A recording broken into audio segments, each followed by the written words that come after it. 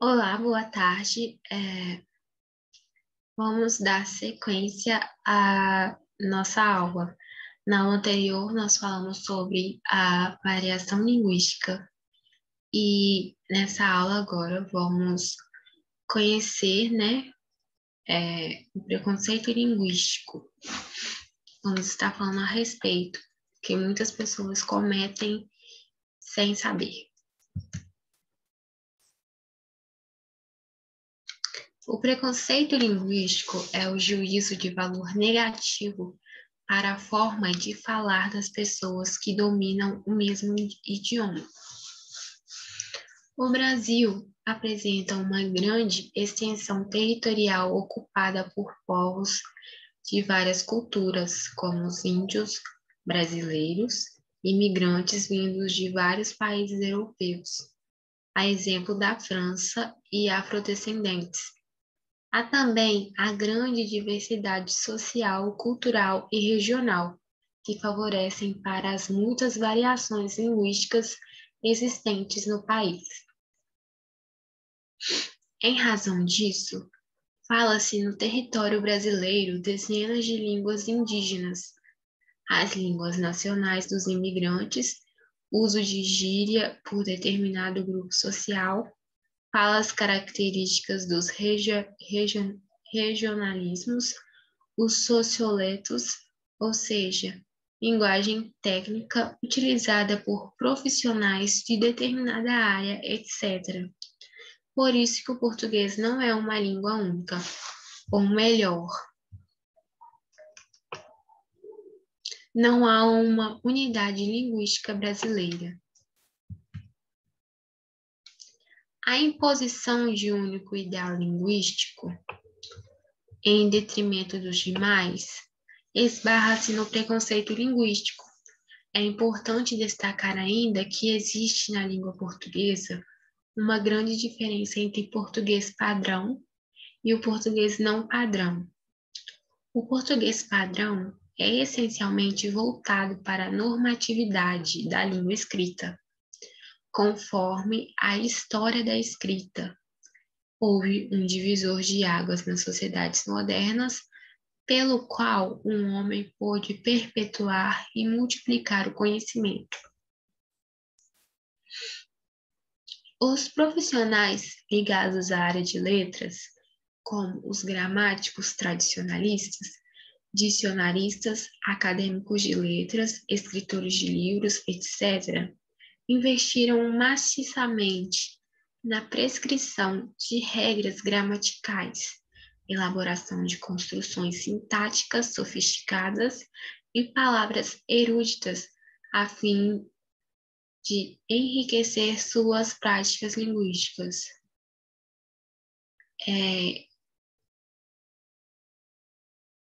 E é justamente com base nesse estilo padrão linguístico que as escolas brasileiras oferecem as aulas de português.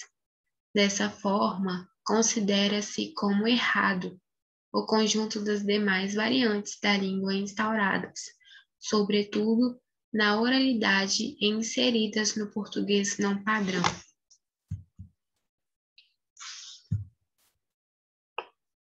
Essas variantes do português não padrão são faladas pelas pessoas das classes sociais mais empobrecidas da sociedade que normalmente não completaram os anos da educação básica ou tiveram acesso a uma precária educação formal. Por isso, o preconceito linguístico ainda está relacionado a outros tipos de preconceitos existentes na sociedade. A respeito disso, o professor doutor em filologia e linguista Marcos Bagno afirma que o preconceito linguístico deriva da construção de um padrão imposto por uma elite econômica e intelectual que considera como erro e, consequentemente, reprovável tudo que se diferencie desse modelo. Além disso, está intimamente ligado a outros preconceitos também muito presentes na sociedade, como preconceito socioeconômico, preconceito regional, preconceito cultural, preconceito racial e a homofobia.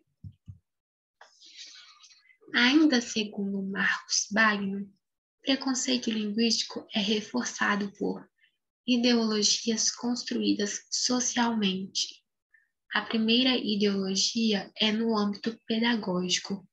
Focar o ensino linguístico exclusivamente na gramática normativa, sem a reflexão ou conhecimento das demais variedades linguísticas brasileiras.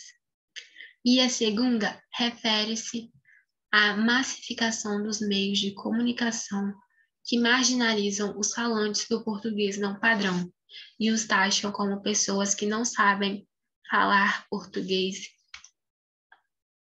direito. O preconceito linguístico no Brasil. O preconceito linguístico no Brasil se sustenta por dois fatores. O primeiro de caráter regional e o segundo de caráter socioeconômico. A diversidade regional ao longo da história do Brasil ocasionou áreas mais ricas e industrializadas e outras em retrocesso econômico. Em razão disso, existe a estigmatização das variantes faladas pelas pessoas das regiões mais empobrecidas, como a região Nordeste e a região Norte.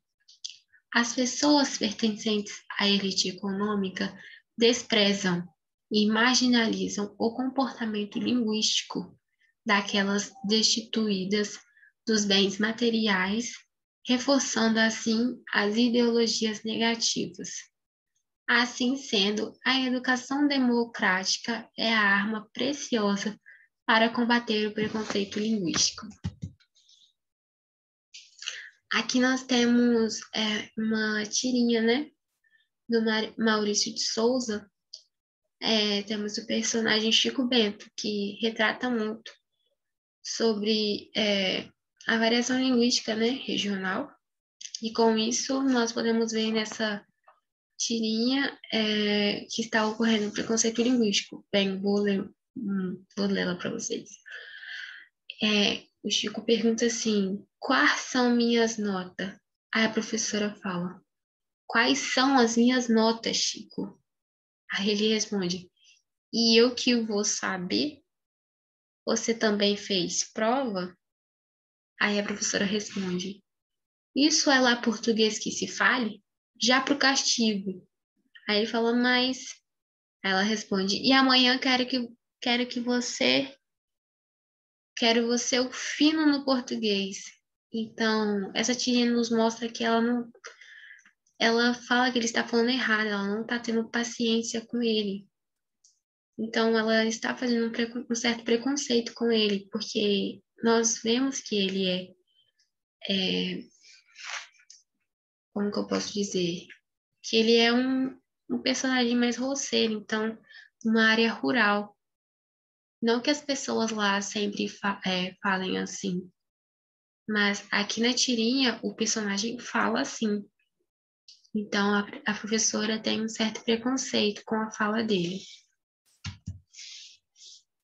Bem, as atividades. Leia o texto e responda às questões. O texto é visto na fala. Para dizerem milho, dizem milho. Para melhor, dizem mió. Para pior, pior. Para telha, dizem teia. Para telhado, dizem telhado. E vão fazendo telhados. Oswald de Andrade. Bem, a número 1. A que tipo de variação linguística o autor faz referência no poema no texto? E por quê? Número 2. Explique a diferença entre norma padrão e não padrão da língua. Número 3. Como você explica que a língua é um produto social? Número 4. Explique o que é preconceito linguístico. Número 5. Qual é a sua opinião a respeito do preconceito linguístico? Justifique a resposta no caderno com no mínimo 10 linhas. Bem, aqui como já tenho as respostas, né? Já respondi. A primeira, né? Que tipo de variação linguística o autor faz referência no poema? Ele faz referência ao dialeto caipira, pois é assim como mostra que é neste dialeto, né? Então, o Chico fala mais caipira, mais a roça. Número 2, para explicar a diferença entre a norma padrão e não padrão da língua. Então, a norma padrão é o modo exato de se falar a língua, e norma não padrão é o jeito diferente de falar da língua, de falar a língua, né? Número 3, como você explica que a língua é um produto social? Porque ela depende do meio para se desenvolver, no caso. Número 4. Está pedindo para explicar o que é o preconceito linguístico. Então, de acordo com o que nós lemos no início, falamos sobre o preconceito linguístico. Então, preconceito linguístico, que é meio que um resumo. Preconceito linguístico é achar que só a norma padrão é a correta, taxando todas as outras variantes da língua de erradas. É não levar em conta os dialetos que existem no nosso idioma. E a número 5 está pedindo a sua opinião, o que é preconceito linguístico. Então, aí já é uma resposta pessoal. Então, de acordo com o que foi falado no início da aula, e se o aluno quiser pesquisar também na internet, pesquisar na biblioteca, e para isso está fazendo a sua resposta pessoal.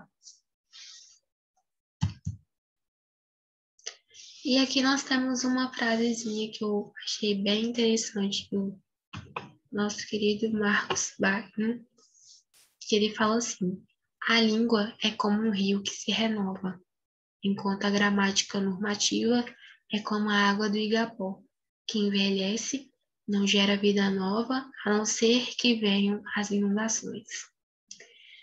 Bom, então é isso. Como está escrito aqui embaixo, trate a si mesmo e os seus colegas com compaixão e respeito. Bom, muito obrigada por ter assistido essa aula aqui e espero que tenha ficado bom. E até a próxima.